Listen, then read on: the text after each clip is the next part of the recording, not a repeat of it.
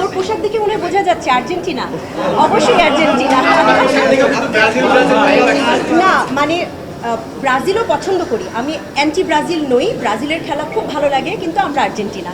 দ্বিতীয়বারের মতো আজ আমি রোহিত ছবিটি দেখলাম, এবং দ্বিতীয়বার কখন দেখে একটি ছবি মানুষ, এটাতেই আসলে উত্তর আছে যে রোহিত কেমন ছবি। আমার কাছে মনে হয়েছে যে রোহিত আসলে শুধুমাত্র একটি সিনেমা না, রোহিত একটি এক্সপেরিয়েন্স, একটি অনুভূতি। আমি খুব খুব খুব আনন্দ পেয়েছি সিনেমাটা দেখে, এবং রোহিতের কিছু চমৎকার দৃশ্য দেখবার জন্য দ্বিতীয়বার না, তৃতীয়বারও এই ছবিটি দেখা যায়। আমি তৃতীয়বার দেখব, এবং আমি চাই এই ছবিটা সিনেমা হলেই মানুষ দেখুক, কারণ এটা সিনেমা হলের ছবি। এত চমৎকার কিছু শর্টস আছে, এত চমৎকার কিছু মুহূর্ত আছে, এই মুহূর্তগুলোর জন্যই আসলে রোহিত দেখা উচিত। আর আমি বিশেষভাবে আমি অভিনেতাদের কথা বলবো, পরিচালক তো অবশ্যই অনেক ভালো, অভিনেতাদের যে কন্ট্রোলড অ্যাক্টিং, যে পরিমিতি বোধ অভিনয়ের, অসাধারণ। আমি রোহিতের সবাইকে অভিনন্দন জানাচ্ছি। সুমন বলছে এই গল্পটি তার মায়ের কাছ থেকে শোনা, এবং সেই মায়ের কাছ থেকে শোনা গল্পটায় তার ভালো লাগা থেকে, তার কল্পনাতে সে তার জন্য তৈরি করেছে। তার ভালো লাগার সাথে তার সুরের সাথে কতটা মেলাতে পেরেছে?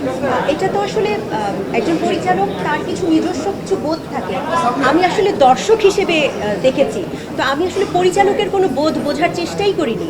উনি ওনার মার কাছ থেকে পেয়েছেন নাকি গল্পটা, আমি এটা ভাবতেও যাইনি। আমি যদি অনেক ভেতরের অন্তর্নিহিত যেই গল্পটা আছে সেটা যদি নাও খুঁজতে যাই, আমি যদি দুটো একটা মানবীর প্রেমও যদি শুধু বুঝি, তাও এই ছবিটা আমার কাছে অসাধারণ লেগেছে। আমার কাছে মনে হচ্ছে একদম খুব সুইট, সিম্পল, একদম সাধারণ দুটো নরনারীর প্রেমের গল্প হিসেবেও যদি আমি দেখতে চাই, তাও অসাধারণ। ধন্যবাদ। কেমন লাগলো? আমার খুবই ভালো লাগলো, প্রথমবার দেখলাম। কয়েকটা ফিল্ম আসলে আছে যে একবার দেখলে হয় না, বেশ কয়েকবার দেখে যে ডিটেলগুলো মিস করেছি, যে মুহূর্তগুলো ডিফারেন্ট একটা এক্সপিরিয়েন্স ছিল, ওটা আবার একটু এক্সপিরিয়েন্স করার জন্য দেখার মতো এরকম একটা ফিল্ম। আর এমন একটা ফিল্ম মনে হলো যে আমি যদি একটু মাথায় বাড়ি খেয়ে পুরো ফিল্মটা ভুলে যেতাম, যেন আবার প্রথম থেকে এই মোমেন্টগুলো যে আমি দেখতে পারতাম, তাহলে একটা খুব এরকম লেভেলের অসাধারণ একটা ফিল্ম দেখলাম আজকে।